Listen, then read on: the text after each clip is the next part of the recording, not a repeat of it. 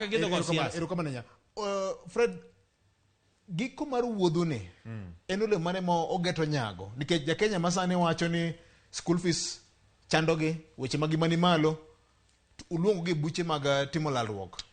Kapok aduoki Endge maru en mane? Abiro nyisi sani. Kapok aduoki nitie gimoro omulo wach manyaka arekebisha maber. Iwinjo weche mag official opposition leader miwacho ni Attorney General mailuongo ni Justin Muturi mabende nende speaker kono ji ni obiro tinka gi article 108 manyiso leaders in parliament majority and minority tinka tieni en odwa ketho chik kaka chik dwaro to wacho ni ok bi dhi e referendum to chik to wacho ni gimora mora mabiro nyono kanyo mar parliament nyaka jopiny sir e referendum. Iwinjo gima gikelo no? Namba 2 to giwacho ni jakanyo no mano bero namba 2 cha ema dhi bende e National Assembly. Koro gidwa kelo Raila Amolo Odinga ni mano koro be National Assembly Martha Karua bende Senate ni mano opposition. Mano ok opposition. We already have one gi majority leader National Assembly, one gi majority leader National minority and minority a National Senate. Mano margi. Kane William Ruto o propose no dwaro odwa ketho emo mino no ka wabedo chironye ni waneni ka kibiro no nitiela paga boro bed mos. Namba 2 iwacho ni en endge mane VOJ abiro nyisi endgame en duoko ngima piny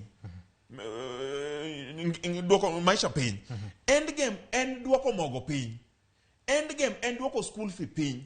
endgame en keto sirkal ma oyier gi jopiny e state house endgame en keto yore mag mibadhgi ogolo oko nikech ni neno kane gidonja ni to koro cases iluora piny luar mana kama embe mochiek Ukambani pup Rigathi mare piny Aisha Jumwa piny Kiang'awa piny gini ineno gini en gima nyaka jopiny koro ng'imos nikech kane jogi odonjo to jogo odonjo kata gabal to koro giduwo pi omulo giduwo pi wano kwan wayieni gidu pigni ler emomiyo ng'ama ler manyaka bed kacha to katieko to wacho niya omulo wano waseyie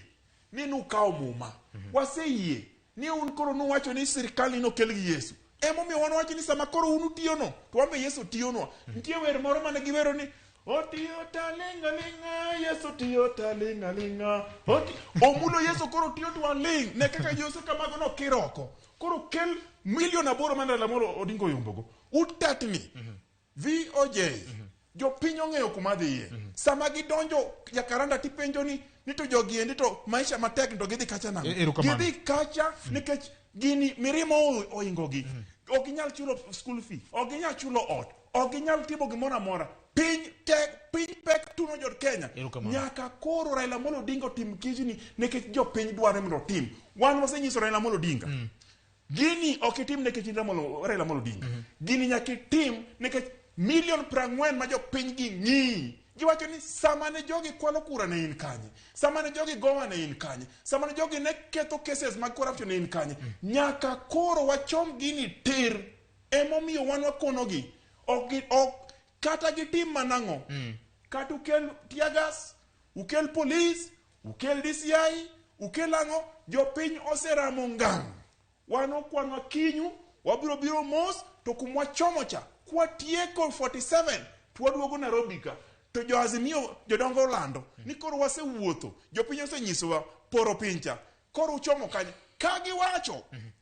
ni koro wadonjo state house to wanadonji to kagi wacho ni koro wadhi mosore to wanamosre to sani no wacho ni wan mosro ko kwadwa okwadonjo state house wabiro rito gima mondo jopiny biro nyisowa ka jopiny onyiso ni mosruok nyaka bedie